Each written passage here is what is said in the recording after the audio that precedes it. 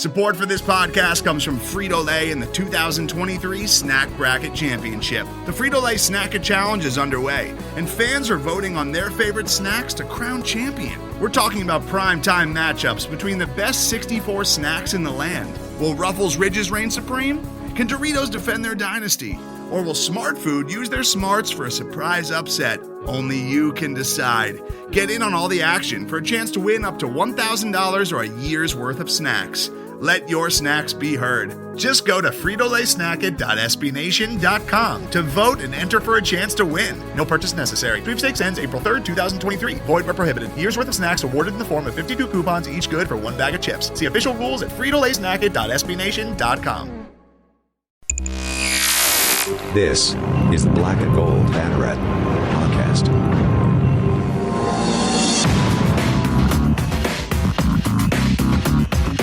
Now, here are your hosts, Jeff Sharon, Eric Lopez, and Brian Murphy. Welcome to the show. Jeff Sharon, Brian Murphy, and Eric Lopez with you as my gosh, guys, it feels like fall finally. We had this cold front. He'd come in here on Wednesday. It's in the 60s tonight. Like, it feels like Florida football weather, doesn't it? And yet, my father just sent me a photo of his patio in Long Beach, California, right outside Los Angeles. It's 101 out there today. Everything is kind of weird, but it does feel like fall in Orlando. Which is nice. Wait. 101 in Long Beach? Yes. Not Palm Springs, like Long Beach. They actually live on the water, so it's about as much of a sea breeze as you can get. Still 101. I was gonna say, and for the last 2 years, having to living out there, I will attest it's been usually around 100 or so, deep into October in Southern California. So while we go into fall, they're still in summer. Nobody cares about any of this. But anyway. I'm just surprised that you're telling me it's not 72 and sunny like every day in Southern California if you're by the beach, you know. That's just a stereotype, people. There actually is some weather. It's a myth. Well, I mean, you got the Santa Anas every now and then, but, you know, other than that. Oh, and the fires. Yeah, you can't forget the fires. Anyway. The entire state's on, the entire state is going to flames, but other than that. Yeah, but other than that, like, it's great, right? So, all right, we got lots to talk about in this show. We'll recap just put a bow on the East Carolina game and preview the Knights' home opener against the Tulsa Golden Hurricane. Opportunity for revenge here. I think Dillon Gabriel was talking about that certainly earlier this week. And we've got some other news also from the world of football. We'll check in on some of the NFL guys. Gabe Davis is getting some run out there with the Buffalo Bills. And a couple of other things to pass along. But we begin with, oh my God, this might actually happen. All right. McKenzie Milton, according to one Brian Murphy, has been cleared to practice in pads. And lo and behold, UCF actually shared an image of this on the internet of McKenzie Milton looking rather sweaty in shoulder pads, throwing a football next to Dillon Gabriel and running and doing all that kind of stuff and like doing football things with pads on. Brian Murphy, are we about to see the culmination of the greatest comeback story in college football history? Well, it depends on when you expect to see it. Like whenever. Like, I mean, this weekend against Tulsa, probably not. Matter of fact, likely not. But later on down the road, maybe? Look, there's no comeback date for McKenzie Milton. And let's also clear the way, like, I deserve no credit for this. This is only just writing about what we heard from offensive coordinator or co-offensive coordinator Alex Galesh on Wednesday, and obviously what UCF has put out there on the internet with the photos of McKenzie. But he's not going to play right away. They're still taking it very cautious with him. It's just that he has reached another step in his recovery. He has now been cleared to practice in full pads. We're not exactly sure for how long. I've been told that it's a good assumption that yesterday was his first day in full pads. But it's just amazing, right? I think, as I wrote at the end of my article today on it, I think we all talked about his chances of coming back over the past couple of years. And, I think we've all been more and more optimistic as he's improved. But something about seeing him out there doing normal football drills in a normal football uniform, like in an outfit, in a real practice, looking like a football player, just with one with the knee brace on his right knee still, but everything else is very normal about it, and just like, oh my God, this is going to happen. Like, I don't know if I can doubt it anymore. Like, he's going to play again, and I know people will scoff at me and laugh and say like, well, of course he is. He was determined. He was never going to give up. Of course he was going to come back. The odds of, again, we always state this, the odds of him coming back were never great. The history of players suffering this kind of injury is not good. Those guys do not regain their athleticism to come back and play.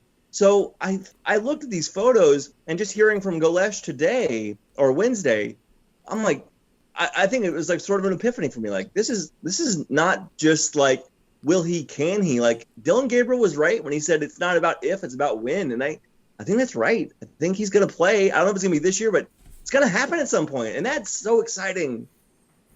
Let's hear from Alex Golesh, the co-offensive coordinator for UCF, right here. McKenzie Milton is like a bright sun on a gloomy day. KZ is literally, the heartbeat of our offense, still is. He's been a captain these first 2 weeks for us. There's a sense of energy and confidence and passion that comes from him when he comes out. Since he started actually practicing with us, it's like you look over and he's got a smile and balls are zipping everywhere. There's a sense of excitement among everybody on offense. I know for me, seeing him play from afar and now being around him, to see him out there is absolutely incredible and honestly humbling in a lot of ways, because a lot of people said he shouldn't be out there or couldn't be out there. And it's a credit to him and his perseverance and his drive to get back. I think we're just being really, really smart with him, letting him get comfortable, doing everything from getting a snap to drop him back to handing the ball off to getting. It's been 2 years since people have been around him in terms of a football situation. I think when he's ready, he'll be ready. There's not a whole lot of pushing him to get ready to go into a game and go win a game for us. When he's ready, he'll be ready, and it's not a coach answer or a cover anything up answer. It's a true answer. When he's ready, he'll be ready, and I think he's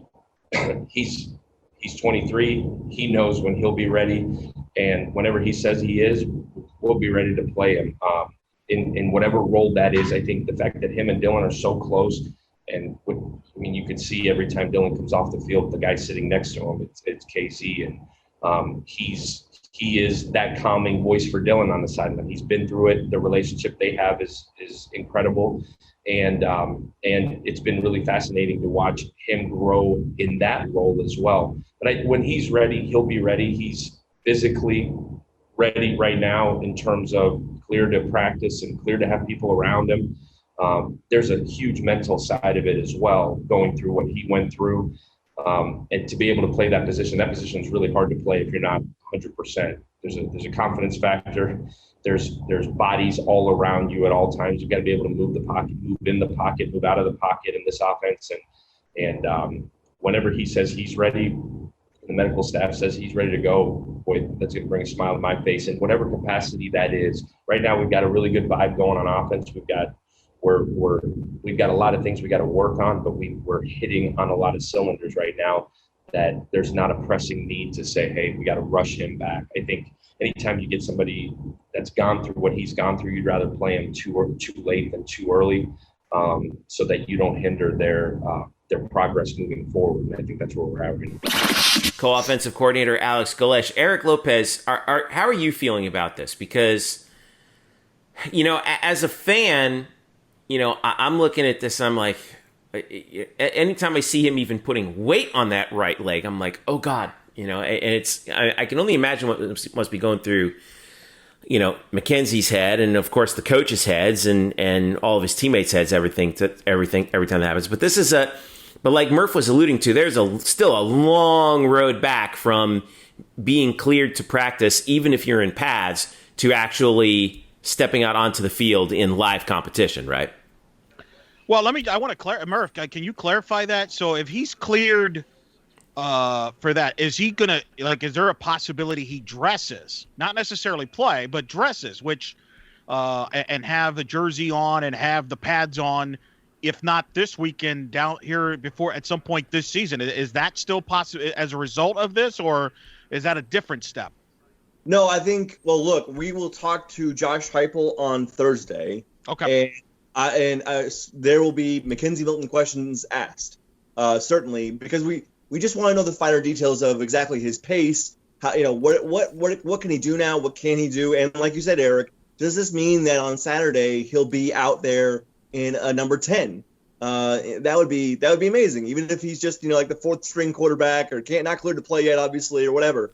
Like that would be a photo. It's very interesting because and look, I think we've been kind of getting hints, right? It's not like UCF has been hiding this. They've shown videos and photos. You've seen McKenzie working out and things. So it's not like they've been kind of like, hey, guys, let's not make a big deal out of it. They've been kind of teasing this a little bit. They know stuff we don't. They're not telling us everything. So clearly they know how things have been going. I've always felt that he would come back. The question would be, I think, could he, and the reason why I asked that question is because who's to say he can't come into a game and hand off the football? Can he do that? Because I think that's, the logist of what we might see this year. He's not going to start. For those that think he's going to start here, it's not going to happen because we already Dylan Gabriel, as we'll get into, is played at a super high level. But it's an amazing story. It's an amazing story that he's even in this position. And I'm fascinated to see what McKenzie's goal is. Is McKenzie's goal just to be back and get a snaps in? Or does he feel that he could start again? And if he feels he could start again, then that's even more fascinating, and that'll be certainly a storyline in maybe in the off season. But hey, look, it's all positive. Credit to him. He's worked his tail off. He's done the work, and everybody around him. There's nothing but the positives of it for sure. Mm-hmm. It's a collective effort all the way, not just with McKenzie, but also with his doctors in Minnesota and also the UCF medical team. To get him back here, but again, he doesn't get here without a just ridiculous, nonstop work ethic and resolve and perseverance. That if we didn't already know how competitive he was, and we already knew that because of how we saw that on the field. Like this is a competition for him, and he is just doing whatever he can to beat it, to win it. And so it just sort of speaks to that sort of that inner fire that the truly great ones have. He's it really is. I mean, it really is a tribute to what he's been able to do, and to just try and come back from this to even attempt it is a Herculean task. And people are going to start, of the 11,000 people who are going to be in the stands, people are going to start stirring if they see him come out, in pads, like we've seen him come out for like the coin toss a couple times, right? Yeah, as a captain. Last 2 weeks. Yeah, so you'll probably see him again this week, I would imagine. Because each team only allows one player to come out to the middle. You'll probably see him do that, probably every game this year. Yeah. So that's something to keep an eye on. In the meantime, as far as on-field things are concerned, here's the obvious, right? UCF is 2-0 and averaging 50 points a game, number one in the country in total offense at 646 yards per game after dispatching East Carolina after a very uneven start. How many false start penalties did we see in the first quarter? There was four before an opening snap. Which is unbelievable to me. Now, all right, so I heard something interesting. I don't know if you heard something about this before, and I wanted to give credit to the right person on Twitter on this, so you have to forgive me. But that one of the reasons why that was happening at the beginning of the game was that someone on ECU was simulating the snap count. Yeah. And okay, so that's what you heard as well. And then Heupel talked to the officials about it, and that's when it stopped. Well, I'll tell you who you should give credit to. You can give credit to Dylan Gabriel. He said it after the game. Because I didn't catch that part after the game was over. I didn't see it, but that was what the problem was. Yeah, so Dylan after the game. Well, Josh was asked about it too after the game, and he didn't really talk much deeply into it. He just sort of kind of gave you a wink and said, "Yeah, it was kind of weird to see that." But Dylan was out there saying, "Yeah, the way that ECU was going is that right before the snap, they'd be yelling out 'move' or they'd be yelling out 'go, go.'" And so they're yelling it out across the line, and I think that was obviously leading to some movement on the other side of the line. So that's what happened. Yeah, I want to give credit to, this is one heck of a handle, Twinkle Toes SSI. So what? So that's fine. So what was the excuse for the other 15 penalties? Now. Well, I'm just saying. I feel like that's a look. I can't There imagine were seven false starts in the first half. I can't imagine East Carolina's the first team in the history of college football that's done something similar to that. So, and nobody has ever seen that. That was not now you could say, hey, that's what happens when you have a new offensive line, some newbies in there, but you got to be better than that. You just got to be better than that. And hopefully this is a valuable lesson for them on how to stay focused and locked in. So look, it wasn't pretty. It just wasn't pretty from that standpoint. But hopefully they grow from it and they learn from it and they get better from it. That's really you can take from it. Well, they certainly learned from it and grew from it in the second half and in the second quarter on, because they dropped 51 on East Carolina. They did, but I have a bigger long-term concern here because I feel like, this is a team that had the most penalties last year in school history. I think they had 111 penalties. Yeah. And the penalties have been going up year after year after year. Going up, and look, was it going to cost them the ECU game? No. My concern, guys, is developing bad habits. And I remember because they converted a 1st and 30 in that first drive, and they scored a touchdown. Yeah. My concern, and remember, you're dealing with 18 to 22-year-olds. It's one thing for coaches to be concerned, but if a player feels like, that's okay, if we committed these penalties, we're fine, we're not, no big deal. Now you're developing bad habits, and I do think penalties could come back to haunt you here down the road if you don't clean some of this up. Think back to the Tulsa game. Murph, you were there. They had 15 penalties in that game. That contributed to that loss. You may not say, hey, one single, all the penalties were the reason they lost, but it did play a role in it. Think back to the Pittsburgh game, where they had some crucial penalties in that last drive where Pittsburgh scores a touchdown. That's my biggest concern moving forward. Not necessarily the ECU game, is moving forward when you play a team, maybe Memphis, maybe it's the game at Houston. Are these penalties going to come back to haunt you like you could argue it did last year? That's my biggest concern.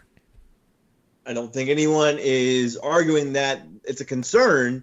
I think we're talking about how it was very flukish in their second game, but still, yes, it's still a concern. It was a concern in some points in week one.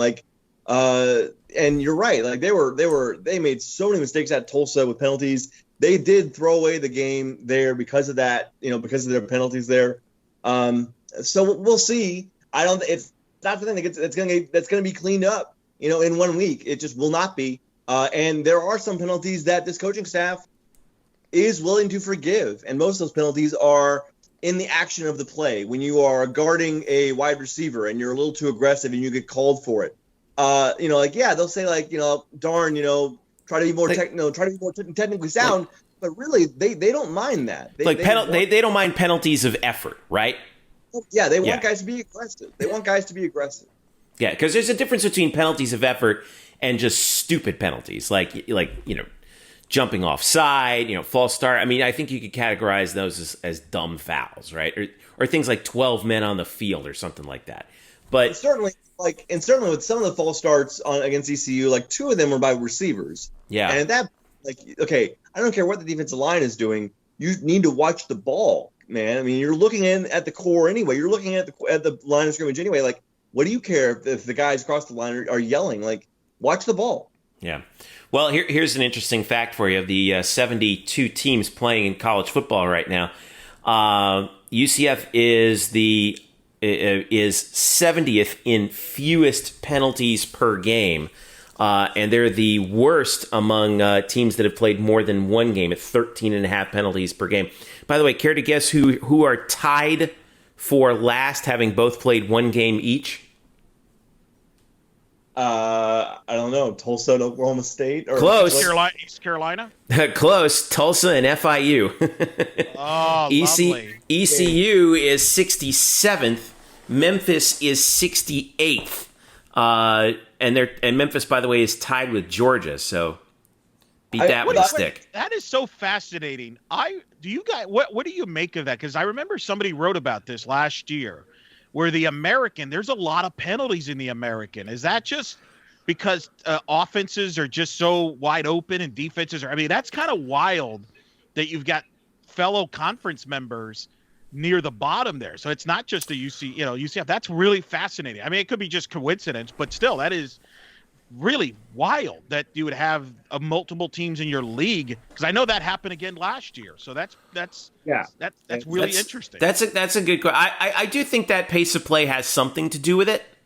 I wouldn't call it the whole shebang. I do think obviously there's some coincidence to that.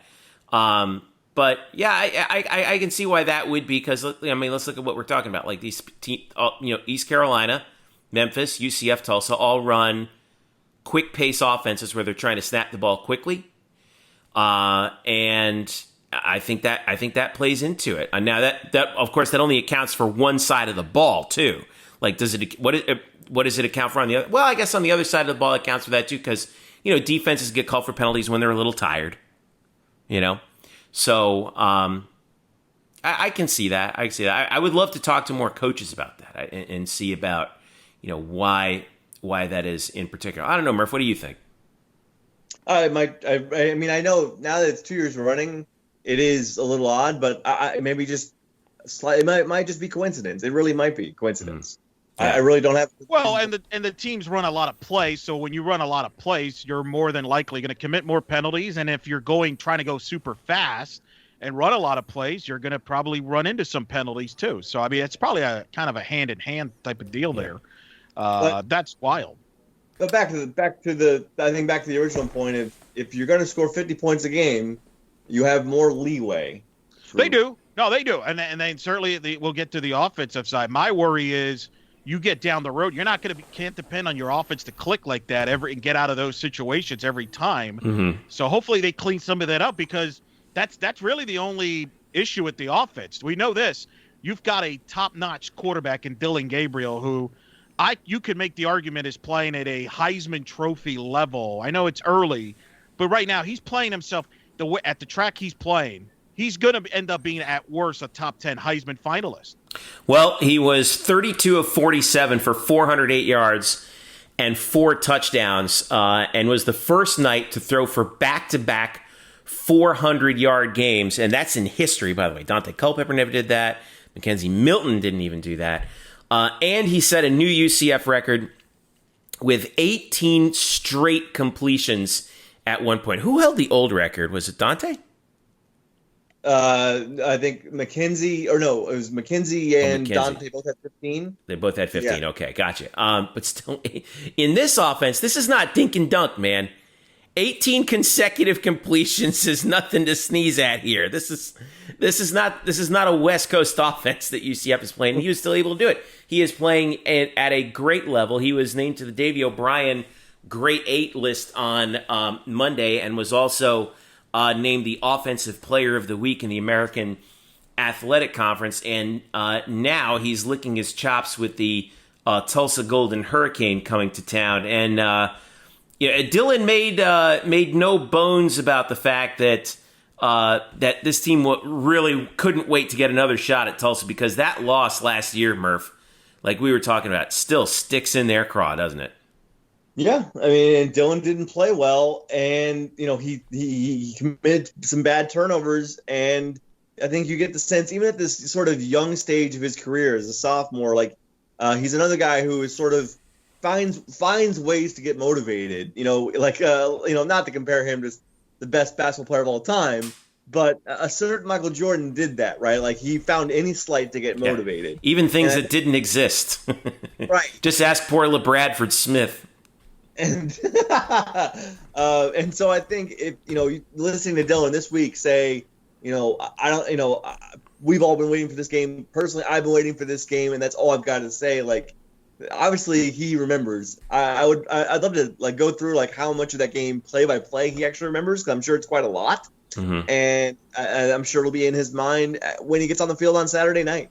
That he really wants some revenge. Well, this Tulsa team coming in, they're 0-1. They had their previous game, the game they were supposed to play last week against Arkansas State, wiped due to Arkansas State's COVID issues. They lost their opener at Oklahoma State in a game that they should have won. I will just say that outright, and I think you guys agree. They should have won that game at Oklahoma State. They were driving for a touchdown to go ahead, and then completely botched a goal-to-go situation, and then missed a short field goal, and then Oklahoma State the next possession went in and scored and kind of put the game out of reach in the fourth quarter. But a couple notes on Tulsa. So this is the opening line for this game on OddsShark was 18.5. It jumped up to 21.5. 52% of the money's on UCF minus the 21.5. Over under Murph 72. 69% of the money is on the over right now. And some other notes on the Golden Hurricane as well. Not the Hurricanes, the Golden Hurricane. They against Oklahoma State, they were 0 for 12 on third down. I can't recall a single team being 0 for on third down before in a game like that. Zach Smith obviously is their quarterback. But what really hurt them, obviously, was what we talked about, penalties. And then also Shamari Brooks, who is their starting tailback, who was supposed to be the guy for them behind Smith to take the pressure off of him, tore his ACL in practice before kicking off the season.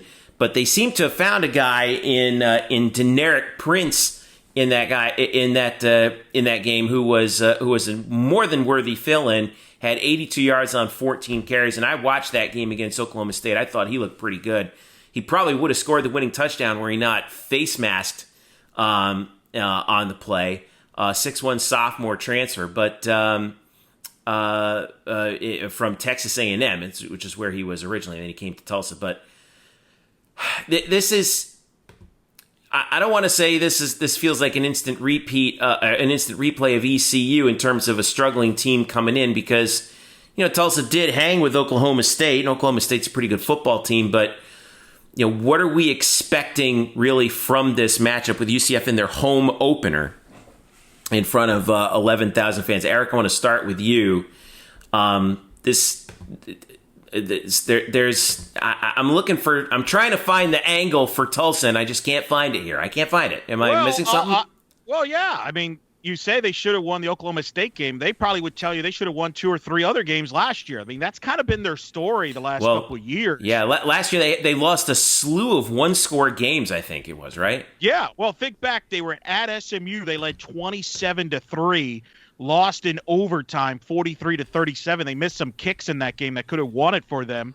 They were right there with Memphis, lost 42-41. They missed a kick there, so they could have easily won those 2 games. We know what they did against us. They were right there with Cincinnati too, at Cincinnati, correct, and lost by 11. They held them to 24 points and lost. Yeah, so I mean they hang around. They're a weird team from that standpoint, and it's going to be interesting to see how they had a week off. It wasn't scheduled to have a week off, but It worked out that way in 2020. It's you take your bye weeks when you're told to get them. So I'm curious how they come out here. They've always played well against UCF. And even here at UCF, they won the last time they were here in 2016. I'm not saying that's going to happen here, but they're the most kind of strangest team in the American, because they lose all these games, but yet they don't get blown out more times than not. So I think that's why that spread was low, that you would have thought, because they tend to hang around. And Brooks is a big loss. Mike Aresco was on with Paul Finebaum. I know Murph was shocked by that Mike Aresco was doing a media interview. I know you were shocked by that. Finebaum's favorite guest. Yeah, Mike he talked Aresco. about what was great. My favorite part was Mike Aresco was breaking down Brooks as being an NFL type running back. Like, I'm like, whoa, where did he become like Mel Kiper? But it's true. I mean, he was solid. You look at last year, they ran the ball against UCF and obviously had success against them, and I think they're going to try to do the same thing here. I don't think they'll be intimidated coming here. I think the fact that it's only 11,000 will help Tulsa. With all that being said, though, when I heard Dylan Gabriel say what he said, I thought of the movie Rocky III, and when they asked Clever Lang, Mr. T's character, about what should people expect in the fight against Rocky, and he said, pain.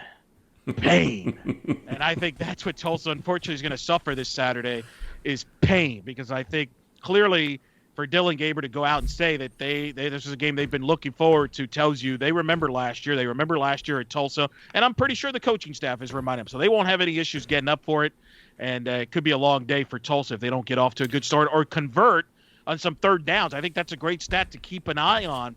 They better convert some third downs or it'll get away from them early. Yeah. Well, what if I told you Tulsa has won 3 consecutive games against UCF, and UCF's last win over Tulsa was in 2014, and oh, by the way, Tulsa has an 8-3 lead in the series.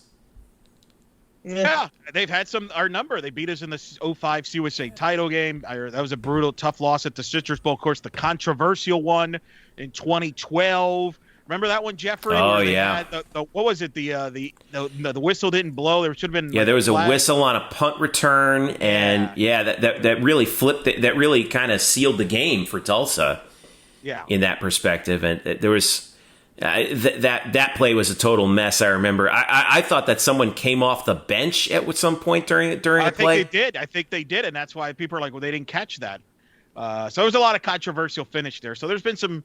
And, of course, last year, as we remember, Brian lost his wheelchair as a result of that game. Murph, you lost your wheels because you guaranteed they would win that game, and they didn't. So you have to be motivated. I think Dylan Gabriel remembers that the most, that you lost your wheelchair. We must avenge Murph.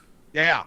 It's a good thing that, when we try to express our certainty, that we use exaggeration as sort of as a narrative tool. Not to mean it literally, but just to sort of express our confidence. So when I did say before last year's game at Tulsa that if UCF loses, I'll walk back to Orlando. It didn't turn out well, did it? No, it did. I just remember we were shocked because normally you don't go out usually I'm the one that'll go out on a limb like that and go crazy. You're very calm. You're very even keel. For you to go that, I'm like, whoa. And unfortunately, as you mentioned, it didn't work. I'm the one who's usually the oh my god, please don't count your chickens before they've hatched guy. And I think you guys even gave me a false sense of security for that game last year. 34-31 was the final. UCF has never won at Tulsa in football or men's basketball. That streak is still alive. Well, good thing this game's not at Tulsa. Yeah, I know.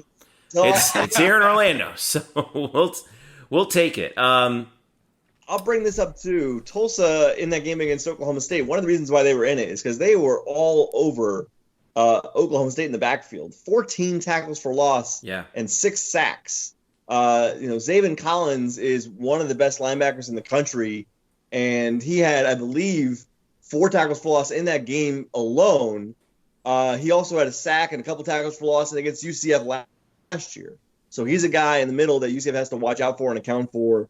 But Shane Burnham, the UCF defensive line coach, said this week that, although Tulsa plays up very up tempo because there are a lot of former Baylor coaches that come out of the Brile system at Baylor.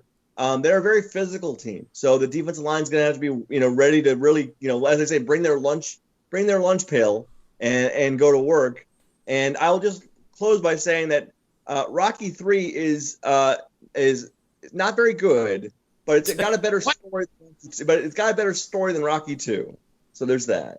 What? You're not? Oh, how can you be? You're mad? Didn't like Rocky III? I mean, Hulk Hogan, Mr. T, he avenged Mr. T at the end there. Oh, come on.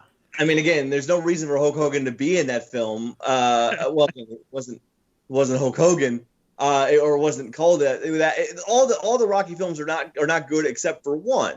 One is the only good Rocky film. The other ones border between like fine to absolute garbage. What? I'm gonna pretend I didn't hear this. I loved Rocky IV. Dolph Lundgren. If you could change, we could change. Come on. How did you not get emotion on that speech, huh? Okay, no, I think everyone can agree that Rocky V is complete. Oh yeah. That's a trope. Right. So Rocky V is just garbage. But is that Rocky Balboa?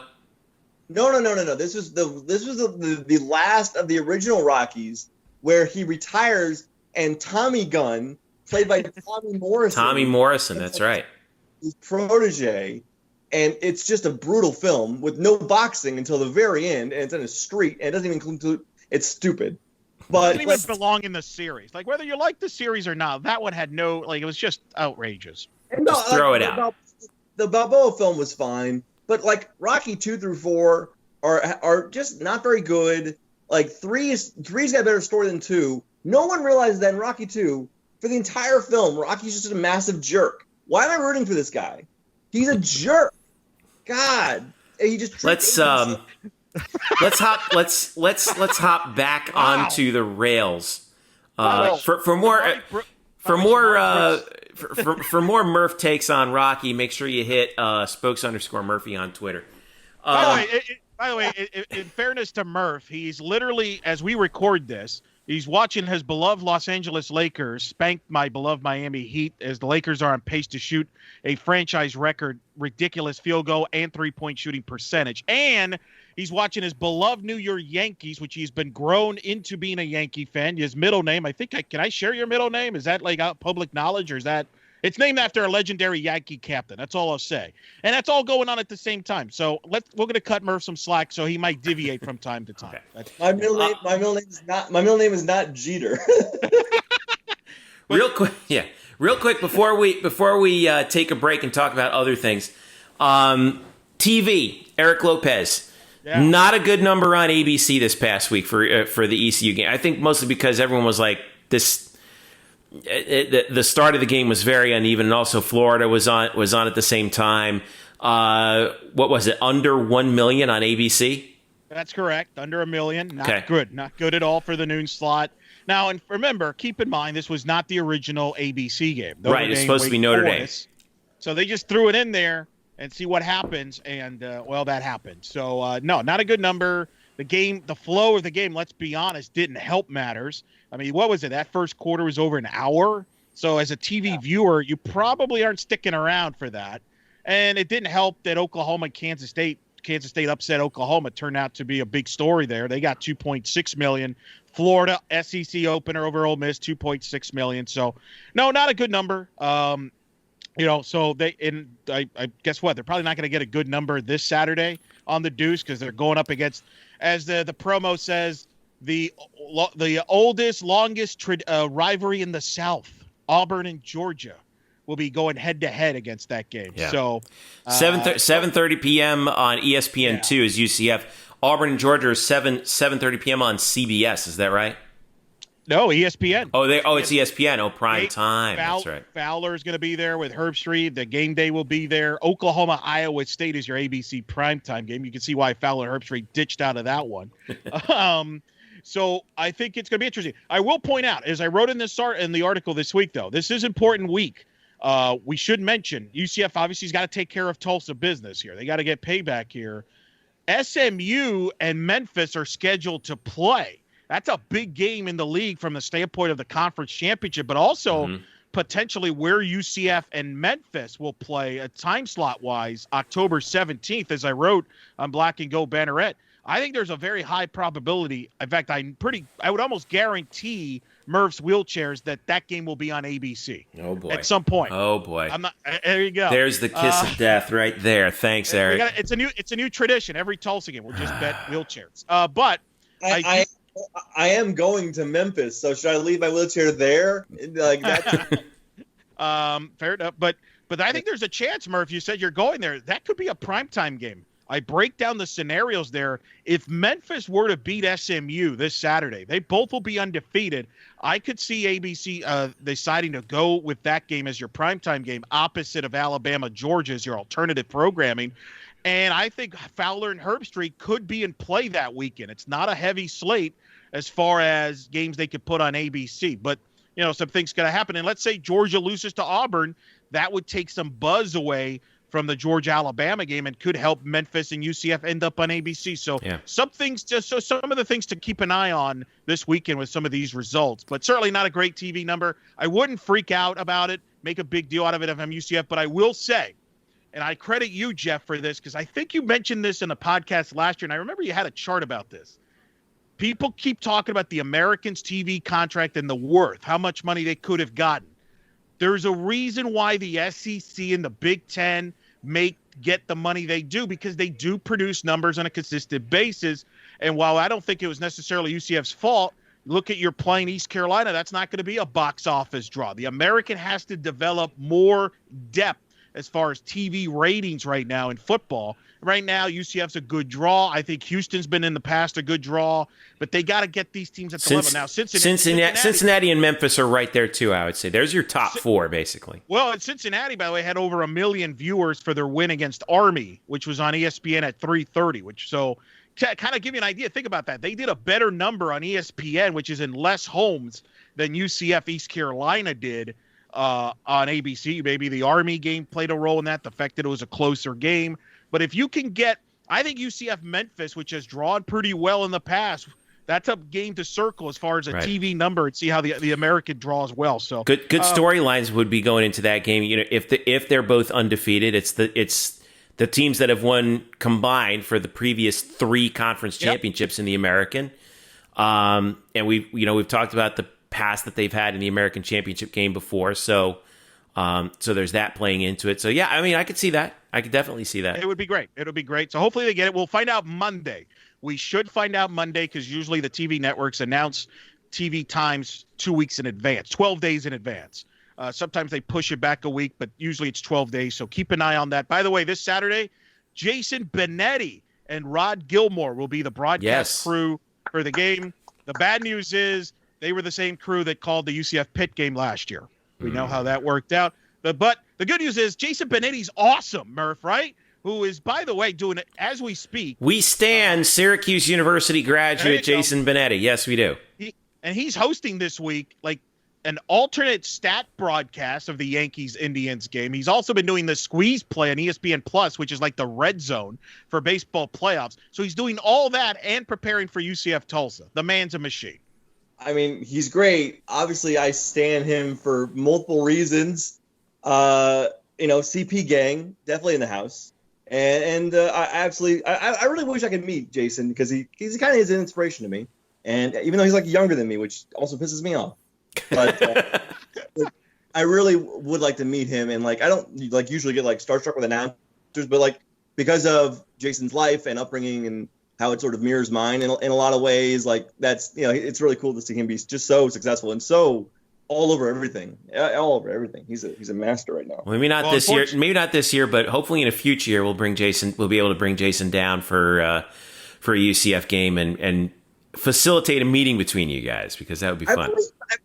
I believe he was here for a game last year and I didn't see him. I mean, they're, the national broadcasters are down the hall from the press box that we use, and we, they only mingle with us, lowlifes when, there's food in the middle, the take, the food for the media. But so I didn't get to see him when he was here last year, and I regretted that, because I definitely want to meet him. Yeah, reach out to him on Twitter. He's pretty active on Twitter, I think. Yeah. No. See, right. I like. Why does Twitter exist? That's its express purpose right there. I've already been very explicit about this. I like to do things that people don't usually do anymore, and that's meet people face to face when possible. No, I'm saying no. What I'm saying is, the next time he's here in person, right? Reach out to him on Twitter the week of the game. Say, hey, looking forward. Hopefully, I can meet up with you in the press box. It's right.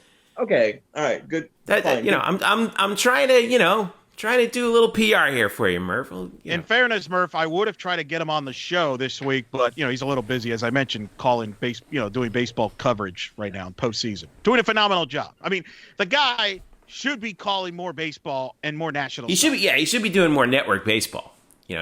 Not just with the White Sox. I mean, he does a great job with the White Sox, obviously, but he should be doing more network stuff. So not only is Benetti on baseball, which again is awesome, but he's also usually on the Statcast broadcast for baseball. Yes. I mean, can this man have any more of my heart? All right, we're gonna in honor of Van Pelt, Benetti. That's what they like to use it. By the way, how can we wait a minute? We have done a disservice to our audience here, right? I'm going to apologize in advance right now. Murph, how can we forget the most important part of the East Carolina game? How dare us? Look, Jeff mentioned it early on in the show. He goes, because he was talking about the over-under for the Tulsa game. He goes, Murph, the over-under is, what is the over-under, Jeff, 72? 72, yeah. And I said, you probably take the over. You know why I should take the over? Because we saw this past weekend that even if the over-under is 78, as the biggest number on the entire weekend, it's still going to find a way to go over, even if it goes over in the last 19 seconds of a 30-point blowout. And it sure did this game. My God, it was a bad beat for those of us who took the under. And the reward was an appearance on Scott Van Pelt's Bad Beats. You could take conference championships, rankings, all you want. The fact we're on Bad Beats, to me, Eric wants Bad Beats. That's what I want Bad Beats, Murph. If we can get there every week, I feel it's a success. Let's. I'm pretty sure there are a lot of UCF fans listening to this podcast right now who are like, "You're about to go to a break, and now you've pissed me off by reminding me of that bad beat from the East Carolina game." So on that note, we will take a break, and when we return, we got plenty more to talk about. We'll hear some words from Mike Aresco about the situation involving the college football playoff and the Americans' drive to try and get somebody into the college football playoff this year. And we will also talk about some news around the NFL with UCF players and elsewhere as well, including some new additions to the UCF baseball team. Stick around. We'll be right back. Today's episode is brought to you by Cars.com. With over 2 million vehicles and 50,000 more added every day, Cars.com will match you with the perfect car for you, your budget, your life, your style. And if you're ready to say goodbye to your current car, Cars.com will get you an instant offer to cash it in. Just start by entering your license plate and get matched with a local dealer who will write you the check. So whether you're looking to buy or sell, just go to Cars.com. It's magical. Welcome back. Jeff Sharon, Eric Lopez, Brian Murphy with you here on the Black and Gold Banneret Podcast. You can follow us on Twitter at UCF_Banneret. Also, Facebook.com/Black and Gold Banneret. And, of course, blackandgoldbanneret.com, where are your home for UCF sports on SB Nation, where you can find our updates from our good friend Jeremy Brenner, who's been keeping track of the alumni on his alumni report, NFL alumni report. Good weekend for UCF players. First of all, Shaquille Griffin had an interception in the Seahawks game with Dallas, his first interception since 2018. His brother Shaquem was activated off the practice squad, and I think he had a tackle for loss, Murph. Is that right in that game? I think he showed up late in the stat sheet. Did he have a tackle for loss? I thought. Okay, I know he almost sacked. He did. He got Ezekiel Elliott on the screen. Right. Yeah, I remember. Sure did. So Shaquem has kind of found his little niche as like a late game pass rush specialist, which is exactly what he should be doing over there, considering how good he was for UCF in that position, right? He only played in I think the fourth quarter alone, and it was only in because they knew the Dallas had to pass late in the game to catch up. So they just brought Shaquem in, put him at the edge of the line, have him stand up and run. Just run just try to get by anybody and run. And look, I don't think anybody has to wonder if Shaquem's going to give you 100% effort. He's going to give you that. There's at least that. And you saw the speed. Because I mentioned also, besides the TFL on Zeke Elliott, he had Dak Prescott for a sack in the backfield, and Dak wriggled out of it. So, and that was, all in one series. It was really, really fun. Elsewhere, Matt Prater was 4 for 4 for the Lions in field goals against the Cardinals, including a game winner on the final play of the game, his 16th game-winning field goal of his career. But perhaps the best news came out of Buffalo, where Gabe Davis put up his best performance just yet in the NFL. Of course, the season's still young, obviously. 4 catches, 81 yards on 4 targets, Murph, including a beautiful toe drag on a key first down. He is, I think we can say it now, Murph. Gabe Davis is single-handedly saving Josh Allen's career. Yes, it's definitely not Stephon Diggs. I mean, or coaching, that has made Josh Allen a better player. What's amazing about Gabe is, well, one, I'll be honest, and like I wrote before the season, I didn't think Gabe would have much of a role this season because, again, this was before we knew that Josh Allen had gotten into God mode and that he was going to be this good, and that all of a sudden the Bills were going to utilize 4 wideouts. Like, that didn't make any sense. But Gabe has done some good stuff in limited action, and now last week he gets in and gets 4 targets, catches all of them, like I said, for 81 yards. But going forward, he is sort of set up here for a larger role because John Brown, who is their second perimeter receiver across from Stephon Diggs, looks like he strained a calf in week 3 and probably will not play this weekend against the Las Vegas Raiders. That is probably going to move Gabe Davis into basically the number 2 out wide spot for the Bills, giving him basically every snap, maybe in every snap rotation. And that's going to be interesting. You have Gabe Davis and Stephon Diggs on the outside, and then Cole Beasley on the inside. That's gonna be really fun to see Gabe getting a lot of run for the Bills. UCF's fantasy football players, you have been duly warned by one Brian Murphy. Back to college football for a little bit. Word from ESPN that there actually was a discussion among the college football playoff commissioners. Larry Scott, Pac-12 commissioner, according to Heather Dinich of ESPN, suggested expanding from 4 to 8 for this season, but the CFP Management Committee did not approve the idea during Wednesday's meeting, according to CFP Executive Director Bill Hancock. Not a surprise. But Mike Aresco, Eric Lopez, was on Finebaum once again this week. Seems to be something that he does pretty frequently. If only he would do more media, Murph, right, guys? I mean, if only he would just, yeah, if Mike wasn't so afraid of getting in front of the microphone, I mean, really, I wish Mike was just more talkative and to more people. Because it just seems like Mike doesn't come out of his shell enough to talk to enough people. Because God almighty, does he like to talk? Well, he was. Finebaum likes to have him on because of that. Well, listen, he's a free segment that you don't have to plan out. But fewer callers the better when it comes to Finebaum. But he's out there tooting the horn of the conference, right? He was talking about how Tulsa should have beaten Oklahoma State, and this conference does have great players like Dylan Gabriel. Although for some reason he mentioned De'Aaron King, who's no longer in the conference. He did look good when he played in the league, as he mentioned. Well, let's go ahead and play that bite, and then we'll play the other one about where he kind of throws a little shade at the Big Ten and the Pac-12 over them not playing as many games, and maybe should. And he says the amount of games should matter in the college football playoff. Well, first of all, that's the fun part of this. When we talked previously, I really didn't even want to talk about this. But now, of course, your competitive juices start flowing, and we're playing again, and I think it's perfectly legitimate and appropriate to talk about it. I think that the number of games you play this year should absolutely matter and should be a significant factor. If the gap is wider, for example, than maybe 1 or 2 games, as you know, teams have lost games in the past because of a hurricane or some other issue, and it hasn't really been a big deal.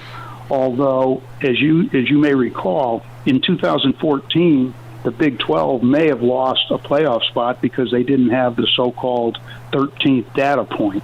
And so even then, that extra game meant something. The gap could be wider this year, and why should it not matter now?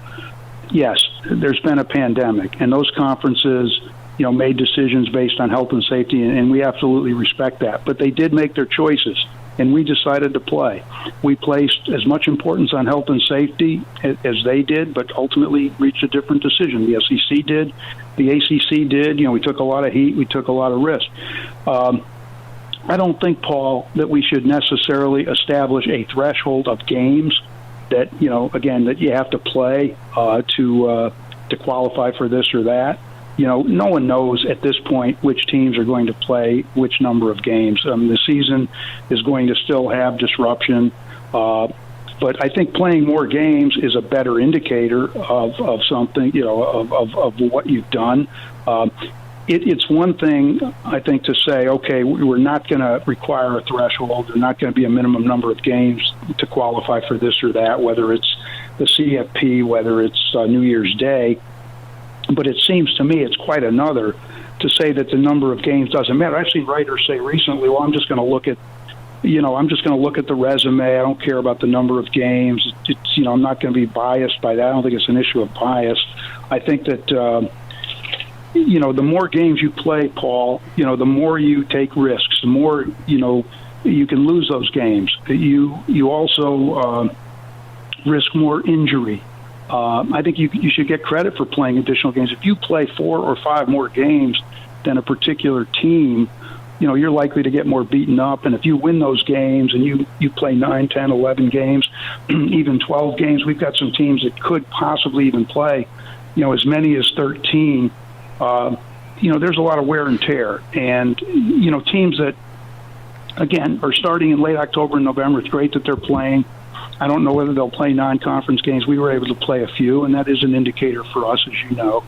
But a number of factors, I think, have to be weighed in this equation. And I don't think you should discount the fact that, we've played games in September and October because others aren't playing. And this year, especially, as you know, teams have had to work really hard to stay free of the virus. They've taken risks. They found good solutions, and other conferences are following, which is good. But I don't think you can ignore that. And again, rewarding teams that played far fewer games, I just don't think, depending on the circumstances, we'll have to weigh it out, But, again, if you played essentially a month and a half and somebody else has been playing 3.5 months, I think that at least has to be taken into consideration. And I think that's my point. Now, as far as ranking teams, Paul, that have not played, I just don't think that makes any sense. It's one thing to have a beauty contest at the beginning of the year and rank teams that haven't played, but it seems to me you might want to wait. It just doesn't make sense. And also, it's going to be very bizarre anyway when those teams start to play because you'd be ranking a team that might be 1-0 or 2-1 or 1-1 when others have played anywhere from 4, 5, 6, even 7 games. So, again, that's going to be an issue that we'll all have to look at. But that's again, my feeling about how the season should play out. I'm not saying that someone who's played more games automatically gets preference, but certainly if we've got a 10-0 team or an 11-0 team or a 10-1 team, and somebody else has only played 6 or 7 or 8 games. I think that out of it would be taken into serious consideration. Well, we knew it would come to this eventually. Everyone can just see this situation unfolding where the CFP is going to pick 6-0 Ohio State, and it's going to tick everybody off, and I don't blame them. But when you have a season as unusual as this, the CFP, their objective is to put together the most appealing matchup for television consumption that they possibly can find. So I don't know, Eric. What do you think? The problem is he's trying to make the case for as many games. Well, that kind of helps the SEC too. Yeah. So I don't think that's really the message we want to be sending is, hey, you should put the team in that played the most games, because then the SEC, Greg Sankey, will say, yeah, you're right. We should put 2 of us in. Sounds like a great idea. In fact, let's put 3 SEC teams in while we're right. So it's a tough situation because it's a unique circumstances. Everybody's dealing with this. Some of this you can't control. And I don't think you want to send out the message that you have to play games in a situation like this. Like, I've applauded the teams that haven't played, that had to postpone games. I think that's a good thing. So at the end of the day, this is an eye test. It's always been about the eye test. I know people are bothered by that. But in reality, there's one playoff spot, really. Because right now this sport is dominated by 3 programs: Alabama, Clemson, and Ohio State. And once Ohio State gets on the field, they're going to show why they're one of the 3 best teams. They were the 3 best. They were 3 of the 4 best teams. Unless they lose, they're not going to lose. So right down the date and time you said that. The Big Ten schedule. The Big Ten made sure that by that giving them that wimpy schedule they gave them. Unlike Nebraska, where they smacked Scott Frost in the behind with that schedule. Holy smokes! Can I make a bold prediction? I think in 5 years, everybody talks about realignment. Nebraska and the Big Ten will part ways. I think that is a very divisive deal. But I think the question's going to be, who are the people in the committee going to be impressed by? Who do they think is the 4 best teams? Who's the 4th team there? And I don't think that because you play 10 games and the other team plays 9, that's a big difference. I get where Mike is coming from, and in a normal year I would agree, but I'm sorry, I got to give everybody a pass this year. This is a once in a 100-year deal here with the pandemic, so I'm going to give teams some a break that they don't get to play 12 games or 10 games. I'm not going to be that harsh, and I don't think I don't think the committee will be either. You know what you do, American Athletic Conference teams? Keep winning games.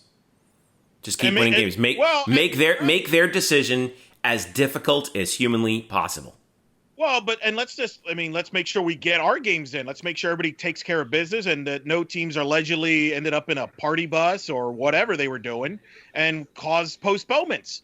Because, I don't think, the Americans not out of the woods. We've already had a game postponed with Memphis and Houston. I think it's worth bringing up. They've announced that game is going to get made up, I believe, December 5th. And unfortunately, Paul didn't ask him. It's kind of annoying because Paul doesn't. Well, first of all, in defense of Paul Finebaum, as Murph has pointed out, you don't get to ask a ton of questions at times because Mike says his speech. But the question's going to be, when is the American Conference Championship game going to be played? I know you brought that question up in our group chat, Chef, and it's a valid question. What if Memphis is in the mix? Do they push it to December 12th? Do they move it to December 19th, where a lot of the conference championship games are going to be slated in? And so you could be losing some TV slots if you don't act quickly here. So while maybe they're planning on keeping it in December 5th, they might want to look into that before all the TV slots run away. Well, they have said, the American official, when they announced the schedule, they officially said that the championship game would take place on either the 5th, 12th, or the 19th. They gave themselves that leeway. So, again, I think that has to do with exactly what you're talking about. Now, whether or not that Memphis-Houston game, if they're trying to make that one up, we're probably going to see a couple of weeks where that may happen. Especially if Memphis and Houston, as we're expecting, could probably very well figure into the conference championship. Remember, there's no divisions this year, and the top 2 teams advance to the conference championship at the home of the team with the best conference record. So, but your overall point is correct. You just got to stay the course and win games, and you got to give. We got to give UCF credit. The players and the coaches have stuck to the protocols, and as far as we know, they've done their part. They've absolutely done their part, and which is more than we can say for several other teams, including some in the state. Anyway, let's move on to other stuff. Baseball. 21. Yes, Murph. 20. How many? We got 12 new guys. Most of these guys officially, basically it's now officially official, but we already knew that they were coming in. But Greg Lovelady's got a group of new players, including he's really bulked up the pitching, adding, 7 right-handers and 1 lefty to go with a couple of infielders and a catcher, or a guy at least is listed as an outfielder / catcher. One of them is a senior transfer in A.J. Jones, a grad transfer from Jacksonville University. Tall drink of water is this kid, 6'5", 220 from Sarasota. Your word on the additions to the roster. I know that it's pretty. Some of these guys we knew were already coming. We kind of discussed them before, but just to remind everybody about them and what do they bring to the table? Well, first thing we should say is that our Danny Medina has written it up about the new players on the baseball team. So for those of you who want a full rundown of the 12 new guys, more than just what we can say here, you should definitely go read that article. We've talked about a couple of these guys already. The two grad transfers, AJ Jones from Jacksonville and Kenny Surawa, a 6'1" right-handed pitcher that transferred over in the summer. We talked about those guys already, and then the rest are incoming freshmen. I will point out a couple of names here. Alex Freeland, who's a 6'2" infielder from Cape Coral, Florida, and John Montes, who's from Puerto Rico, another infielder, shortstop, third base, second base.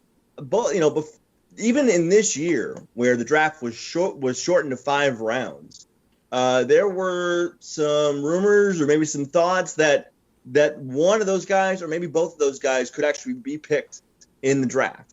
And so UCF was very happy, obviously, that they did not, because now they get to go and play for UCF. So Alex Freeland and John Montes are two guys that sort of stand out for me. It's really hard to diagnose what's going to happen with freshmen. You just don't know, how much playing time they're going to get, what the roles are available. But those two guys are worth keeping tabs on. Obviously, we know that Surawa and Jones are going to be, in either the rotation or bullpen. They're going to have a role. We know that. We'll see how the other freshmen fit in. All right. One guy I wanted to note, by the way, Colin Flynn, 6'1", 190 freshman. He's from Coral Springs, went to Marjorie Stoneman Douglas High School. Hoping to see what he has to offer, as well as a couple of local kids from Montverde Academy. JoJo Coffey, who's a right-handed pitcher at a Winter Garden, and Zach Bennett, who's from Port Orange, went to Spruce Creek. So quite a few guys that from the local area, and Nick Vieira, also from Margate, Florida, which is where I spent 10 years of my life growing up in South Florida. So get those South Florida kids, Greg Lovelady. That's what we like to see. All right, let's wrap this thing up here while we get the chance to. Obviously, Murph and I, we're enjoying watching the Yankees hang on for dear life against the Indians here. And, of course, Eric, I won't mention Game 1 of the NBA Finals. Sorry about that. Oh, I'm watching the Yankee game, too. Okay. Because Game 1's over. Yes, publicly congratulate Brian Murphy on Game 1 on his beloved Los Angeles Lakers defeating the Miami Heat comfortably, and probably will win this series in 5 or 6. I feel like this has kind of been destined. Unfortunately for those, Taco Fall got knocked out by the Heat. It's Game 7 on Sunday, so Taco is out of the bubble. So that's your NBA update. And the Lakers are off to a good start. So, I'm watching the Yankee game as you guys are watching it. Of course, at least the Marlins won, although Murph, Dan Winkler, UCF's own, I'm not real happy with him right now because he came in the 9th inning and he took out the Marlins version of Mike Trout and Starling Marte, threw up and in, not on purpose, in fairness. Up and in, hits Marte in the wrist, fractured wrist. He's out for the playoffs. I'm bummed out. I will say Starling Marte really appreciates you putting him and Mike Trout in the same sentence. Yeah. Starling Marte is a fine player, a very good player for Pittsburgh and Arizona, and the fact that he is now, in your mind, the Marlins Mike Trout. That is a poor man's Mike Trout. A very, very, very poor man, which tells it's more of a comment on the rest of the position players we got. Yes. I will never forget that, though. And I will say, it's really unfortunate. Dan Winkler just threw a 2-seamer that ran in. It's just something that happens. Like, his ball had a lot of movement, and it hit Marte in a bad spot. You just never want to get hit on the hand. So many bad things can go wrong there with all those small bones. And it's really unfortunate, but hey, at least we got a UCF player in the playoffs. Yeah. Yes. Please don't take any more Marlins out the rest of the series.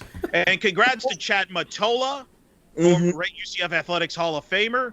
The Rays trashing the Blue Jays took care of business in 2 games, and who knows? Could be playing the Yankees. We'll find out and soon. But more importantly, the Rays look pretty good as a team that could make it to the World Series. Rays do look good. They have their total run differential in these 2 games was the second largest positive run differential in Rays history in a playoff series, behind only the ALCS when they beat the Red Sox. So well, they're scoring a bunch of runs. That kind of scares me a little bit. And Chad Mottola runs that offense, which is kind of unique because it's kind of in a way they use a lot of advanced analytics. They were probably ahead of the curve, weren't they, Murph, in baseball as far as the shifts and analytics? And I think you've commented on this. Teams have kind of caught up, kind of copied the Rays in a lot of ways. And then, game 2, Chad Mottola has this all lefty lineup and it crushed Ryu. They have a lot of different pieces. They don't have that one superstar hitter, but they have a lot of guys who can play and match, and he uses those matchups well. And their bullpen is incredibly deep and versatile. They've had 13 different guys get saves this season, and people in baseball are still copying the Rays. Yes, they've been copying the Rays for more than 10, 15 years. They're copying the Rays in the way that they use the opener, and the Rays were really on top of that first. Now a lot of people do it. They're copying the Rays in which they tell players to pitch, which has changed throughout baseball over the last 5 years. The Rays have really been on the analytical front in so many ways, which is why continuously they're able to turn a very low payroll, 30, 40, whatever it is, $1 million into a playoff team. But to be fair, I don't think anybody saw them having the best record in the American League last year. This year, it's been amazing what they've done. I also want to bring up, because we are not done with our UCF baseball update, Ben Lively continues to freaking roll like a soldier over in Korea. He dealt... That season's still going on? Yes, it goes on. Yeah, that season goes on until November, I think, right? Yeah, I think. Wow. It goes on it goes on for a long time. Anyway, guys, I mentioned in the last podcast last week that Ben Lively, in his previous outing, threw 7 no-hit innings and then got a no decision because his offense couldn't do anything against Doosan. And then today, earlier this morning, he played the KT Wiz and dealt 7 more innings, 1 run, 6 hits, 4 strikeouts. He now, in the month of September, has an ERA of 1.91 and a WHIP of about 0.7. This is again, we've talked about before, like Ben was not having a very good year. It was an unlucky year. There were some injuries early on, and then he was kind of getting hit around. But my, oh my, Ben Lively, I might need to start waking up again at 4:30 in the morning. I was going to say, did you stay up? Did you get up to watch that otherwise? Because I know there was baseball starting at noon on Wednesday. You could have really gone all out if you would have gotten up. Yeah, for that all game day and then baseball. all the Wow. Holy smokes. I mean, I probably should have, right? That would have been fantastic if I'd actually done that. But Ben's pitching so well now. I feel like I have to do that. He's turned to the KBO's version of Jacob deGrom here in the last starts. By the way, nobody beats the Wiz. Ben Lively beats the Wiz. Well, except that he didn't, because people who live up north will know what I'm referencing. Yes, we all know the Wiz. It's very popular in New York. We get it. I'm ruining your lovely little pun, because I want to say that yes, Eric is right. Ben Lively is Jacob deGrom, because once again he got a no decision. Yep. As KT Wiz won 5-3. So again, in the last 2 starts, Ben Lively has gone 14 innings, given up 1 run, and he's 0-0. Maybe can they fly him in to pitch in this Yankees-Indians game? Because this is like nobody is scoring runs, Murph, in this postseason except the Yankees and the Indians, apparently. It's fantastic. You have this yesterday, on Tuesday, you had the best pitcher in baseball this year in Shane Bieber, facing the best pitcher in baseball last year in Garrett Cole. And that game had more runs than, multiple games combined. Because baseball is weird and it's fluky, especially when it's in a 3-game series. That's why we love it. I'm digging these first round 3-game series with all the games at the home team's park. I'm digging the 8 teams in each league. I don't care what any of you say. I like it, and I hope baseball keeps it. It's not here to stay. It's a great thing for 1 year. Also, what's interesting is just how many home teams are losing. I think that's fun too. Exactly. Chaos. That's what I want. Mm-hmm. Give everybody a shot here. This is great. Baseball is weird. Make baseball weird again. That's what I want. Don't make baseball lame and put 16 teams into a playoff. Basketball already does. Wait, I went through this last week and I complained. Yeah, we don't need to go back into that well there. But that's the only reason why I haven't lost complete confidence in the Heat Lakers series, because the Lakers technically were the home team, so they protected home court. That's all they did. I'm sticking to it. All right. Well, don't forget, we got coverage of the game coming up. I'm going to have the preview on Friday. We're all going to be on Twitter for that game as well on Saturday, 7:30 p.m. kick. Murph, you'll be in the press box. Eric, you'll be where will you be? I'll be home watching it. That's what I'll be doing. I will be sacrificing myself this season for the greater good of the press box, for everybody to social distance, and people like Murph make sure he gets his coffee. Please, people, give the man his coffee. The rest of us will be watching the game, of course, and you can follow us on Twitter at UCF_Banneret, Facebook.com/Black and Gold Banneret, and of course, blackandgoldbanneret.com. Make sure you follow all the rest of us. We got a couple good things that are due to come out as well later this week. Murphy got your checklist. People love those checklists, man. It's like it's like a Cliff Notes for what we should see. Thanks as always to Danny Medina, who's got a game day guide coming out. Everyone got rave reviews from her first one for Georgia Tech in Atlanta. So she's going to be talking about the home game here as well. Jeremy Brenner has got some more stuff that's up there. He's going to be doing his roundtable. And Luke Saris has a good feature coming out on the not-so-golden history between UCF and Tulsa. If you want to, if you're like me and revel in pain as a UCF fan, you'll probably remember this as well. So, and of course, don't forget to keep an eye on us every morning with Jeremy Brenner's newsletter. That's right. Every morning. So, and we then got of course, the top 30 UCF assistants. Yes, top 10 finalized. Thanks to everybody with the feedback. We'll probably go more into that next week. Some love from number 2 on the list, the great Donna Fischer. Donna, we love you. We really do, and you totally deserve every honor that you get. And we just want to let you know that we're thinking about you and we miss you. And then. What else do we have? Oh, after the game, don't forget also Andrew Glukov's knee-jerk reactions, which people have been reading with alacrity so far this year over the first 2 games. So that's been a lot of fun. All right, let's wrap this thing up. For Eric Lopez and Brian Murphy, I'm Jeff Sharon saying thank you for listening. This has been the Black and Gold Banneret Podcast. We'll see you for the home opener Saturday, 7:30 p.m. UCF against Tulsa.